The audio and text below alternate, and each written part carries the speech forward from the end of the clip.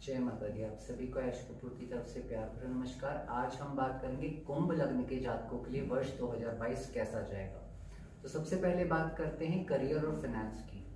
Career के लिहाज से देखूं तो प्रोफेशन हाउस 10th हाउस में वर्ष के पहले दिन ही 10th हाउस के स्वामी खुद विराजमान है मंगल देव, और आपकी कुंडली में वर्ष के पहले दिन ही रुचक नामक योग से वर्ष की शुरुआत हो रही है। तो करियर के मामले में इस मामले से देखा जाए तो चीजें ठीक है, लेकिन नौकरी पेशा जो आपका घर है कुंडली का वो है 6th हाउस से हम नौकरी देखते हैं। उसका स्वामी भी नीच का बैठा है 10th हाउस में, और वो भी केतु के साथ बैठे हैं। तो कहीं ना कहीं वहां पे ग्रहण योग भी बन रहा है। तो होना क्या है इन सब चीजों से? इन सब चीजों से ये होना है कि इस साल करियर अपॉर्चुनिटीज बहुत अच्छी आनी है। शुरुआत के फर्स्ट फेज की बात करूं अप्रैल तक, जब तक सारे ग्रह यथावत स्थिति में है, मोटे मोटे ग्रह, राहु भी अप्रैल को चेंज हो रहे हैं, राहु केतु, शनिदेव भी नेक्स्ट 2.5 साल के लिए, नेक्स्ट 3 महीने के लिए, फिर उसके बाद और आगे चेंज हो जाएंगे वो भी 2.5 साल के लिए शनिदेव, और उसके बाद गुरुदेव का भी परिवर्तन हो जाएगा अप्रैल के बाद। तो मोटे मोटे सारे 4-5 ग्रह, जो 4 ग्रह हैं उनका परिवर्तन हो रहा है। तो अप्रैल तक के फेज की बात करूं तो अपॉर्चुनिटीज बहुत अच्छी आएंगी, और आप इस बार चूज करने के काबिल होंगे। जो पिछले 1-1.5 साल से आपके पास अपॉर्चुनिटीज नहीं आ रही, अब आपके पास आपके हाथ में ऑप्शंस होंगे कि आप क्या कर सकते हैं, और प्लेस चेंज होने के भी योग हैं। तो मेरा ये कहना है कि अप्रैल तक थोड़ा सा वेट कीजिए, अप्रैल के बाद डिसीजन दीजिएगा, क्योंकि स्थानांतरण अगर आप अप्रैल के बाद करते हैं या कहीं पे जॉब अपॉर्चुनिटीज अगर आपको मिल रही है और अप्रैल तक का वेट करने को मिल जाता है तो वो ज्यादा बेनिफिशियल साबित होगा। नेगेटिव यही होगा कि आप खुश नहीं रहेंगे इस साल अपने कार्य क्षेत्र से, वजह कुछ भी हो, चाहे आपको अपने हायर अथॉरिटीज से उतनी अच्छे आपको सपोर्ट ना मिले, या आपके साथ जो लोग कार्य कर रहे हैं उनके साथ आपकी उतनी अच्छी ना बने, या वजह कुछ भी हो सकती है, लेकिन कार्य क्षेत्र में आप खुश नहीं रहेंगे। वही चीज व्यापारिक वर्ग के लोगों को भी कहूंगा कि ऑप्शंस बहुत आएंगे आपके पास, अपॉर्चुनिटीज भी बहुत आएंगी आपके पास, और आप उन सब चीजों में काम करने की सोचेंगे भी। लेकिन सबसे पहली सलाह, पार्टनरशिप के साथ कोई भी काम नहीं करना। आपका काम चलेगा, पहले से बहुत अच्छा चलेगा, लेकिन थोड़ा सा सोच समझ के, थोड़ा सा चीजों को देखते हुए, कि बिल्कुल नई चीजों में हाथ मत आजमाइएगा। आप इनोवेटिव रहेंगे इस साल, काफी इनोवेटिव रहेंगे, लेकिन नई चीजों में हाथ आजमाने से अच्छा जो आपको पहले से एक्सपीरियंस है उस काम में अगर आप अपना इनोवेशन दिखाएं तो ये साल आपके लिए उपलब्धियों भरा रहेगा। तो मानसिक तौर पे ये साल कार्य क्षेत्र के लिए आप खुश नहीं रहेंगे। बाकी अगर प्रैक्टिकल तौर पे बात करूं तो कार्य क्षेत्र में आपको इस साल नई अपॉर्चुनिटीज मिलेंगी, और ये साल आपके लिए बहुत शुभ फलदायी जाएगा। अब बात करूं फाइनेंस की, तो 21 नवंबर 2021 तक तो मैं कह सकता था कि आपका फाइनेंशियल कंडीशंस बहुत खराब हो रही थी और आप लोग के बहुत खर्चे हो रहे थे। माता रानी की ऐसे 21 नवंबर 2021 के बाद से चीजें संभली हैं, लेकिन अभी इतनी नहीं संभली कि आप अपने कर्जे वर्जे जो आपके हैं वो आप चुकता कर पाए। अप्रैल के बाद बृहस्पति देव आपके 2nd हाउस में आ जाएंगे, वर्ष अंत तक रहेंगे। अब बृहस्पति देव आपकी कुंडली में 2 हाउसेस के स्वामी हैं, पहला 2nd हाउस, दूसरा 11th हाउस। 2nd हाउस जैसे कि मैंने पहले भी एक वीडियो में बताया है कि इससे हम संचित धन देखते हैं, आपके पास सेविंग्स कितनी होगी, साथ में परिवार भी देखते हैं और आपकी वाणी भी देखते हैं, लेकिन मेन संचित धन देखते हैं।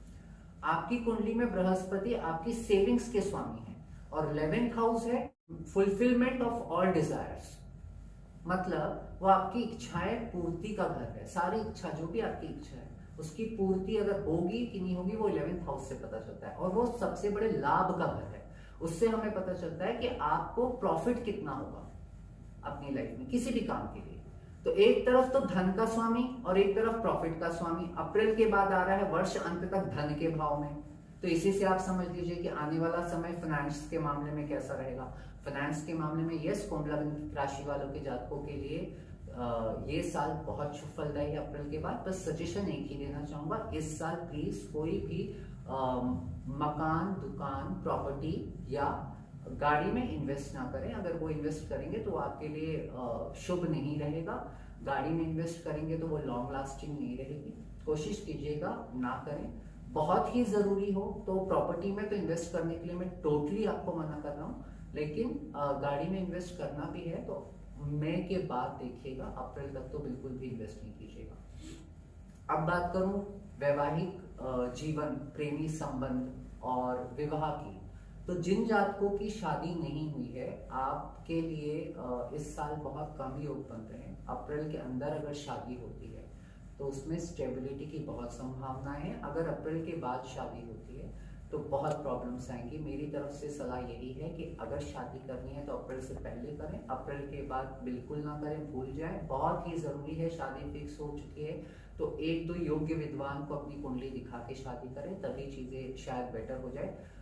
गोचर के हिसाब से और वर्षफल कुंभ लग्न की कुंडली के हिसाब से अप्रैल तक के अंदर का समय विवाह के लिए शुभ है। अप्रैल के बाद का समय विवाह के लिए विध्वंसकारी है।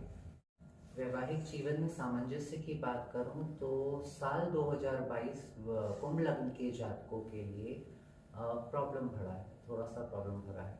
अप्रैल तक चीज़ें ठीक हैं, अप्रैल तक ज़्यादा प्रॉब्लम नहीं रहेगी, लेकिन जैसे अप्रैल के बाद शनि महाराज मई जून जुलाई ये 3 महीने के लिए आपके फर्स्ट हाउस में आएंगे और अपनी सप्तम दृष्टि से आपके विवाह स्थान को देखेंगे, तो हो सकता है आपके लाइफ पार्टनर को कुछ शारीरिक कष्ट जैसी प्रॉब्लम्स आए, उन्हें मानसिक चिंताएं हों, उनके कार्य व्यापार में कुछ प्रॉब्लम्स आए, किसी ना किसी वजह से कुछ खटास रिलेशनशिप में, या लाइफ पार्टनर को कुछ शारीरिक या फाइनेंशियल प्रॉब्लम्स लगी रहेंगी, जिसकी वजह से आप दोनों को इस साल मानसिक चिंताओं से अवगत होना पड़ेगा। अब बात करूं प्रेम संबंधों की, तो जो जातक अभी सिंगल है अप्रैल तक गुरु महाराज की दृष्टि पंचम भाव में आपके रहेगी, house of love 5th house में। और गुरु जब भी अपने कारक भाव में दृष्टि डालते हैं, चूंकि 5th हाउस उनका कारक भाव है, तो उसके लिहाज से वो बहुत शुभ परिणाम देते हैं। तो अप्रैल तक काफ़ी ज़्यादा चांसेस हैं कि आपको आपके सपनों का पार्टनर मिल जाए। अप्रैल के बाद चीज़ें ठीक नहीं हैं, और जो लोग अभी जिनकी लव लाइफ चल रही है तो उनके साथ अप्रैल तक का समय बहुत अच्छा है, बहुत अच्छा टाइम स्पेंड करेंगे आप, कोई भी ज़्यादा दिक्कत नहीं आएगी जब तक गुरु महाराज की दृष्टि है। जब गुरु महाराज अप्रैल के बाद आपके 2nd हाउस में चले जाएंगे और आपके 5th हाउस से जब दृष्टि हट जाएगी, उसके बाद थोड़ी सी मिसअंडरस्टैंडिंग, थोड़ी सी प्रॉब्लम, उतना स्मूथ नहीं चलेगा रिलेशनशिप जो अप्रैल तक चलेगा। अप्रैल तक आपको सब चीज़ सोने पे सुहागा लगेगा, और अप्रैल के बाद से वर्ष अंत तक वही सोने पे सुहागा वाला रिलेशन अंत आते आते तक हो सकता है कि वो नीम चढ़ा करेला साबित हो आपके लिए। तो अगर इस साल रिलेशन बनता है अप्रैल में आपके लिए तो वो लॉन्ग लास्टिंग है, और जो पुराने समय से आपका रिलेशन चलता आ रहा है वो इस साल अंत में कड़वाहट भरा तो होगा, लेकिन चीजें समझ जाएंगी अगर आप लोगों ने अपनी मिसअंडरस्टैंडिंग बातों के जरिए दूर कर ली तो प्रेम संबंधों के लिए, वैवाहिक जीवन के लिए और विवाह के लिए अप्रैल तक का समय बहुत शुभ है। अप्रैल के बाद थोड़ा सा प्रॉब्लम भरा समय है।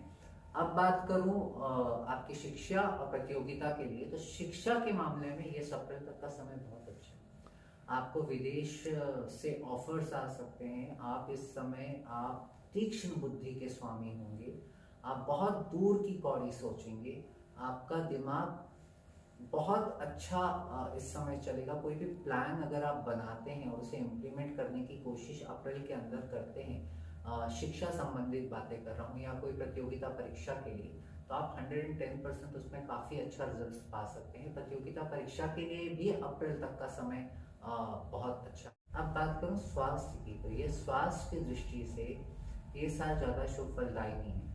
अप्रैल तक शारीरिक कष्ट की संभावनाएं बनी हुई हैं, और कुछ ना कुछ शारीरिक कष्ट आपको लास्ट 2 साल से चल भी रहा है। अप्रैल के बाद उन शारीरिक कष्टों में कमी जरूर आएगी। जो भी बीमारी है उसका आपको निदान मिलेगा। आप ग्रहों के गोचर की वजह से भी उसमें आपको सूदनेस मिलेगी, लेकिन अप्रैल के बाद आपको मानसिक चिंताएं रहेंगी। आपके 1st हाउस में शनि देव आपके सर पे आ गए। आपका जो भी बचपना है अब उसे वो दूर करने के लिए वो आपके सामने ऐसी परिस्थिति खड़ी करेंगे कि अब आप बचपना छोड़िए और अब आप मैच्योर होइए, चाहे आप जिस भी उम्र के हैं। शनि महाराज के लिए तो आप सभी बच्चे हैं, हम भी बच्चे ही हैं। तो आप जिस भी उम्र के हैं आपके बचपने को छुड़वाएंगे, वो आपको मैच्योर बनाएंगे, तो वो जो आपका कन्वर्ट होगा, चीजें जिस स्थिति से कन्वर्ट होंगी वो आप उसमें कंफर्टेबल फील नहीं करेंगे और उस वजह से आपको मानसिक चिंताएं होंगी। तो थोड़ा सा स्वास्थ्य के मामले में ध्यान दीजिएगा कि ये साल प्रॉब्लम हो सकती है। और अप्रैल तक अपने मदर के स्वास्थ्य का भी बहुत ख्याल रखिएगा कि अभी अप्रैल तक चौथे भाव में आपके राहु चल रहे हैं, तो थोड़ा सा उसमें बहुत ध्यान दीजिएगा कि मदर की हेल्थ के ऊपर भी नेगेटिव पॉइंट्स ज़्यादा हावी हैं अप्रैल तक। तो अप्रैल तक उनके स्वास्थ्य का बहुत ख्याल रखिए, उनका रेगुलर चेकअप कराइए और अपना भी रेगुलर चेकअप कराइए। साथ ही साथ बात करूं तो अप्रैल के बाद मिड ऑफ अप्रैल 17-18 अप्रैल को आपके थर्ड हाउस में राहु आ जाएंगे और ये राहु बहुत शुभ फलदायी है। इस साल आप अपना जो भी काम करेंगे अपने कम्युनिकेशंस की बदौलत करेंगे, आपकी जुबान से सारे आपके काम बनेंगे।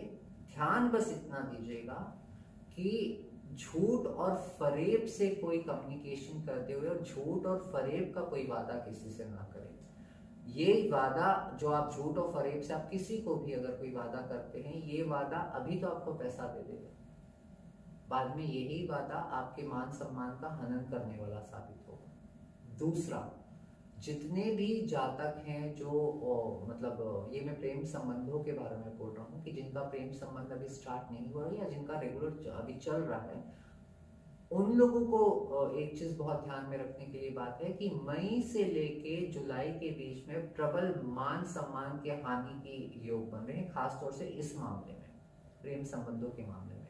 तो वो थोड़ा सा अपना दायरा बना के चलें, लिमिटेड चीज़ों में रहें तो ज़्यादा बेटर है और मिसकम्युनिकेशन ना करें किसी से। उपाय के तौर पे बात करूं तो उपाय के तो आपको एक काला झंडा किसी भी शुक्ल पक्ष के रविवार के दिन, संडे के दिन एक काला झंडा काल भैरव मंदिर में जाके चढ़ाना है। और अगर वहाँ के पंडित जी आपको इजाज़त दे देते हैं, वहाँ के ट्रस्टी आपको इजाज़त दे देते हैं कि डंडे में वो झंडा लगाकर ऊपर गुंबद में लगाने के लिए, तो अगर आप लगा सकते हैं आपके घर में, अगर आप लेडीज़ हैं, अगर आपके घर का कोई जेंट्स आपके नाम से लगा सकता है तो वो तो सोने पे सुहागा। अगर वो इजाज़त नहीं देते हैं तो सिर्फ झंडा ले लीजिए, नो मैटर वो उसका साइज छोटा भी हो तो भी चलेगा। वो झंडा जाके काल भैरव बाबा के चरणों में चढ़ा दें और एक बार बोले उस समय सच्चे मन से ओम काल भैरवाय नमः। ये उपाय आप अप्रैल के अंदर किसी भी शुक्ल पक्ष के शनिवार को सिर्फ रविवार के दिन एक बार कर लीजिए, तो इससे आपकी चीजें पूरे वर्ष भर स्टेबल रहेंगी। माता रानी करे वर्ष 2022 आप सभी के लिए बहुत शुभ फलदायी हो। आप सभी को मेरी तरफ से जय माता दी।